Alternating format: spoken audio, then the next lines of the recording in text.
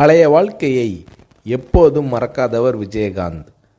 பழைய விஜயராஜ் தான் இன்றைய விஜயகாந்த் என்று தன்னை பற்றி சுய விமர்சனமாக சொல்வார் விஜயகாந்த். மதுரையில் விஜயகாந்த் அவர்களுக்கு நண்பர்கள் வட்டாரம் அதிகம். ஆரம்ப காலங்களில் மதுரை போகும்போதெல்லாம் நண்பர்களோடு பல இரவுகள் சாப்பிடுவது பிளாட்பார கடைகளில்தான். விஜயகாந்த் அவர்களின் ஃபேவரட் உணவு பருத்திப்பால். விஜயகாந்த் அவர்கள் வீட்டு பூஜை அறையில் மெக்கா மதினா படங்களும் இயேசு மேரி மாதா படங்களும் திருப்பதி வெங்கடாஜலபதியும் முருகனும் பிள்ளையாரும் சிறப்பிடம் பெறுகிறார்கள். பூஜை அறையில் இன்னைக்கு பொழுது எல்லாம் நல்லா இருக்கணும் என மனதார வேண்டிக் கொண்டு வெளியில் கிளம்புவார் விஜயகாந்த். நமக்கு தொழில்தான் சாமி என எப்போதும் சொல்வார் விஜயகாந்த். வடபழனி முருகன் கோயில், திருவேற்காடு கருமாரியம்மன் கோயில் மன திருப்திக்காக விஜயகாந்த் அவர்கள் போகும் இடங்கள். செயின் ஸ்மோக்கராக இருந்த விஜயகாந்த் திருமணத்திற்கு பிறகு அந்த பழக்கத்தை அறவே விட்டுவிட்டார். அசைவ பிரியரான விஜயகாந்த் அவர்களுக்கு ஐர மீன் குழம்பை சாதத்தில் பிசைந்து சாப்பிடுவதில் அலாதி பிரியம். அரிதாகவே விஜயகாந்த் அவர்களுக்கு ஓய்வு நேரம் அமையும்.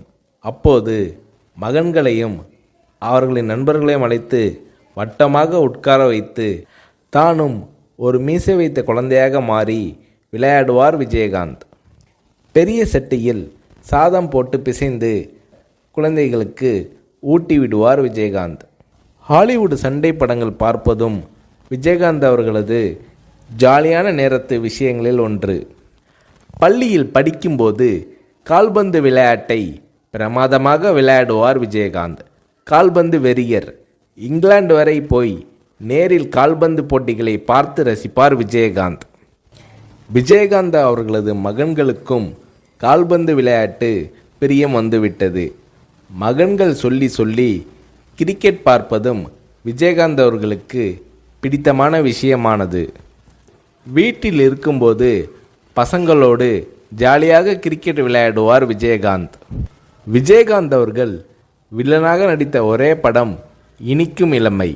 அதற்கு பிறகு எல்லாமே ஹீரோ வேடம்தான். பிற்காலத்தில் ஒரு பெரிய ஹீரோவுக்கு வில்லனாக நடிக்க ஒப்புக்கொண்டு அட்வான்ஸும் வாங்கிவிட்டார் விஜயகாந்த்.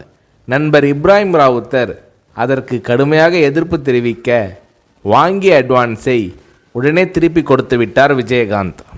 எந்த அளவுக்கு அன்பான மனிதரோ அதே அளவுக்கு கோபக்காரர் விஜயகாந்த். யோகா செய்ய ஆரம்பித்து கொஞ்சம் நிதானம் பழகினார் விஜயகாந்த். காலையில் யோகா, மாலையில் உடற்பயிற்சி இரண்டையும் செய்யும் நேரத்தில் டிவியில் நியூஸ் பார்த்து விடுவார் விஜயகாந்த். சண்டை காட்சிகள் தான் விஜயகாந்த் அவர்களின் அடையாளமே.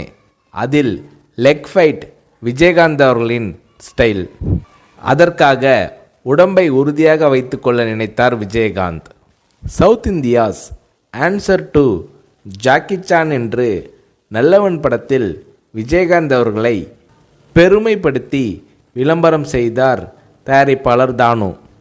நடிகர் திலகம் சிவாஜியில் ஆரம்பித்து முன்னணி ஹீரோக்கள் எல்லோரும் பாட ஆரம்பித்த காலத்தில் விஜயகாந்த் அவர்களையும் ஒரு படத்திலாவது பாட வைக்க முயற்சி நடந்தது. ஆனால் பாடும் அளவுக்கு எனக்கு குரல் வளம் இல்லை, பாடும் விருப்பமும் இல்லை என்று விஜயகாந்த் அவர்கள் மறுத்துவிட்டார்.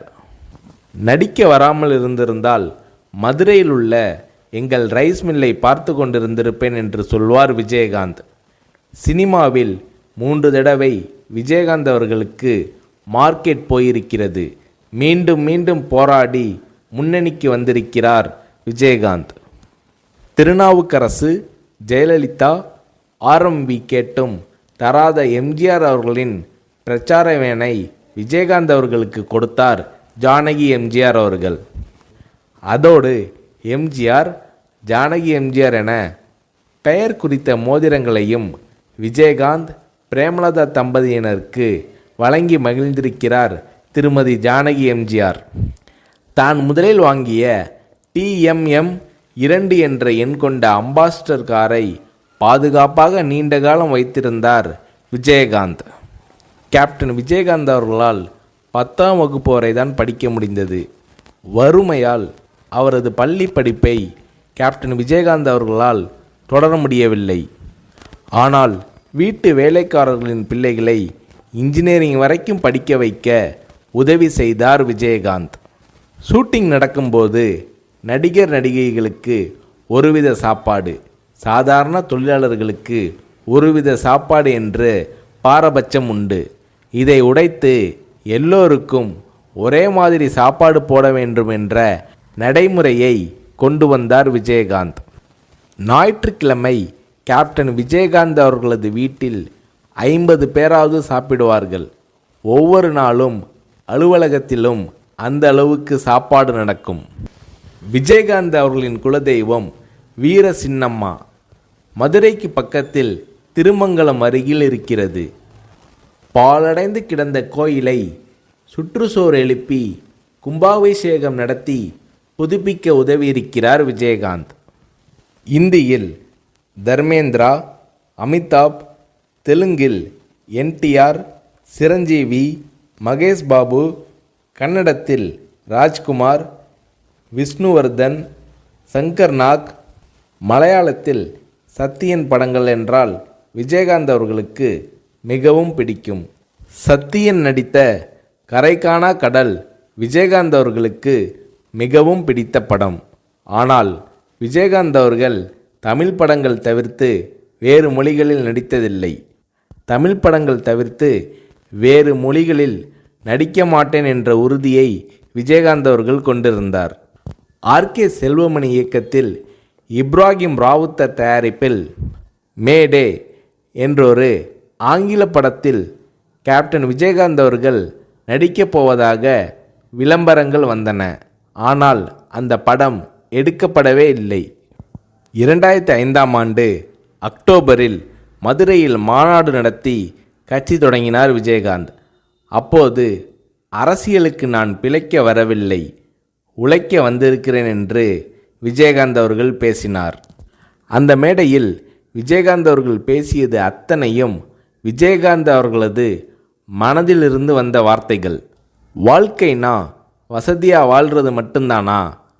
இந்த மக்களுக்காக விஜயகாந்த் வாழ்ந்தான்னு இருக்கட்டும், இல்லை அவங்களுக்காக அவன் செத்தான்னு இருக்கட்டும், மனுஷன் வாழ்க்கை கடைசியில் 6க்கு 3 தான். எனக்காக இம்புட்டு தூரம் வந்து உட்காந்துருக்கீங்களே, உங்களுக்காக நான் தான், இனி எனக்காக நீங்கள் தான்.